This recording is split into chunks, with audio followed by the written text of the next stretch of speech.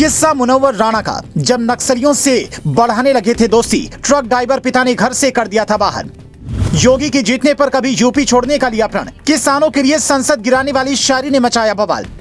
मां को महबूब मानने वाले मुनव्वर को क्यों पसंद नहीं आते थे मोदी योगी। राम मंदिर पर कही थी सबसे कड़वी बात। समाजी बेबसी हर शहर को मक्तल बनाती है, कभी नक्सल बनाती है तो कभी चंबल बनाती है। ये उन्हीं मुनव्वर साहब के लिखे शेर हैं, जिनकी मां पर लिखी शायरी और गजलें सुनकर हर कोई वाह वाह करता है। कहते हैं कि किसी की मौत के बाद उसके बारे में अच्छा ही बोलना चाहिए, पर खुद मुनव्वर राणा कहते थे कि इस शायर की अगर बुराई नहीं हुई तो फिर वो अच्छा शायर किस बात का। उसकी शायरी पर सवाल उठने चाहिए। इसीलिए हम आपको उनकी मां पर लिखी वो शायरी नहीं सुना रहे हैं कि किसी के हिस्से में मकान आया, किसी के हिस्से में दुकान आई, मैं घर में सबसे छोटा था इसीलिए मेरे हिस्से में मां आई। बल्कि हम आपको मुनव्वर के उस दौर का किस्सा सुना रहे हैं जब उनकी कलम से इस देश के हजारों जवानों की शहादत के जिम्मेदार नक्सलियों के लिए प्यार फूट पड़ा था। ये किस्सा उस वक्त का है जब मुनव्वर राणा जवानी की दहलीज में कदम रख रहे थे। पिता ट्रक चलाते थे, माँ यूपी के रायबरेली में रहती थी, पर मुनव्वर अपने पिता के साथ कोलकाता में रहते थे। कहते हैं कि वहीं कुछ वामपंथी विचारधारा वालों से उनकी दोस्ती हुई और ये बात उनके पिता को इतनी खटकी कि मुनव्वर को घर से ही निकाल दिया और करीब 2 साल तक उन्हें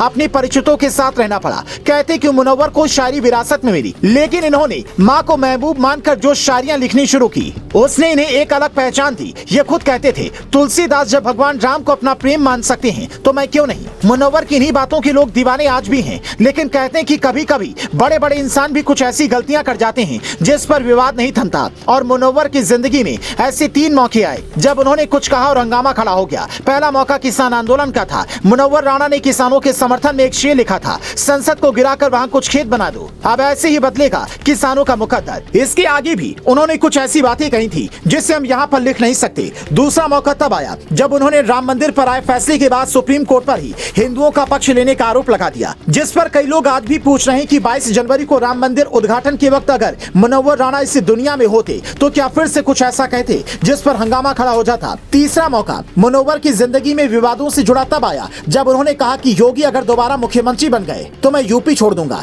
दिल्ली कोलकाता चला जाऊंगा, वो ज्यादा महफूज है। तब मशहूर शायर मंजर भोपाली ने उन्हें बड़े ही सधे अंदाज में कहा था कि आप मेरे फार्म हाउस पर भोपाल आकर रहिए, पर कम बोलिए, क्योंकि शायर का काम शायरी करना है, सियासत नहीं। पर मुनव्वर नहीं माने, क्योंकि उनका स्वभाव ही ऐसा था, जो सच लगे उसे लिख डालो, आगे जो होगा देखा जाएगा। इसलिए कुछ लोग कहते हैं कि दरबारी कवियों के दौर में मुनव्वर का होना ही काफी था। अवार्ड वापसी कर सरकार के खिलाफ सच लिखने का ऐलान करने वाले मुनव्वर राणा अब हमारे बीच नहीं रहे हैं, पर आप इनके बारे में 2 शब्द क्या कहना चाहेंगे, कमेंट करें।